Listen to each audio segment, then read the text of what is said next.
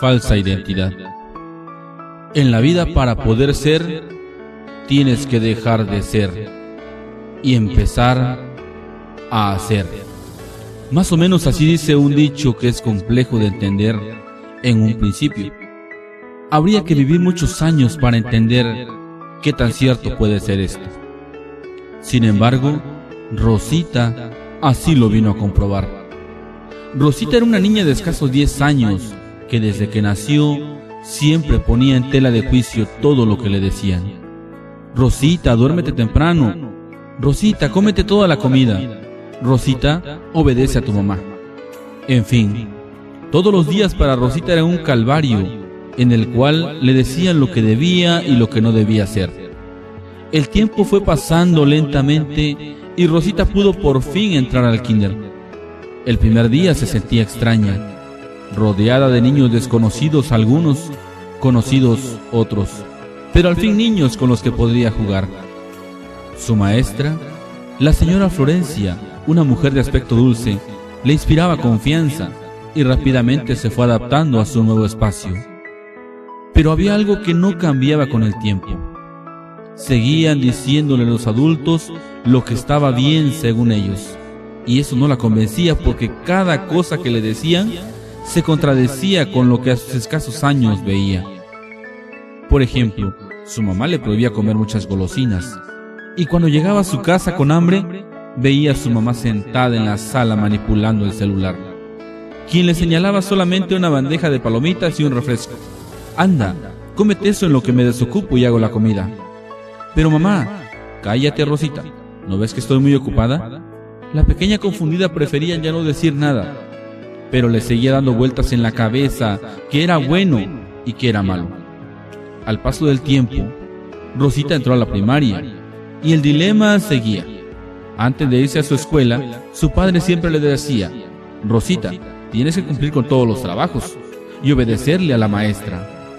Rosita, nada de hablar groserías. Rosita, Rosita, Rosita. En fin, Rosita se iba y la voz de sus padres parecía darle vueltas en su cabecita. Y a medida que transcurría el día, ella se esmeraba por hacer todo bien. Incluso su maestra se sentía muy contenta, porque Rosita era la alumna más tranquila y más aplicada del grupo.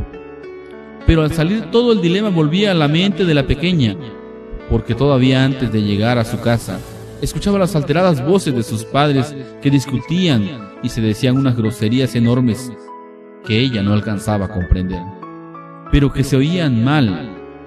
Eran tales los reclamos como: eres una fodonga, ¿por qué no está lista la comida? ¿No has lavado mi ropa? ¿Cuándo piensas asear la casa? En fin, que para Rosita la vida se volvía un caos, porque entonces le decían qué debía hacer si ellos mismos no lo hacían. ¿Por qué le prohibían lo que al final ellos terminaban mostrando sin pudor alguno? Rosita no alcanzaba a entender por qué los adultos son así de complicados, y sobre todo por qué hacen lo que te dicen que no puedes hacer, y por qué se comportan como te dicen que no te debes comportar. Así que decidió rebelarse en contra de todos y llevar a cabo sus propias reglas. Cambió su forma de vestir, de peinarse, su forma de expresarse. Hasta la forma de alimentarse fue otra a partir de ese día. Todos la veían asombrados, y hasta la dirección fue a parar, porque su maestro de tercero la reportó. Dizque porque le encontraron la bolsa repleta de golosinas y una lata de cerveza con la que estaba jugando a tomarse una selfie con otros niños. Ay, Rosita, ahora sí seguramente recibiría muchos regaños y golpes. Aunque ella se veía todo menos asustada. Su mamá leyó el citatorio y frunció el ceño. En silencio le pasó el recado a su papá, quien solo se levantó vociferando algunas malas palabras, mientras se dirigía a la puerta molesto, arrugando el papel con el puño tenso. Al día siguiente, en la escuela era la novedad de aquella reunión urgente. La directora y el maestro del grupo se veían las caras en espera de los padres de Rosita, a quien habían sentado desde muy temprano en un rincón de la dirección. Pero ella se mostraba muy tranquila y hasta sonriente, aún con esas orejotas de burro que le habían puesto en la cabeza, en señal de sus malos comportamientos. Perdón, maestro. Buenos días, señora directora. dijeron con voz tímida los padres de Rosita. ¿Podemos pasar? Claro, asintieron los docentes mientras preparaban sus discursos, con los que acusarían a Rosita.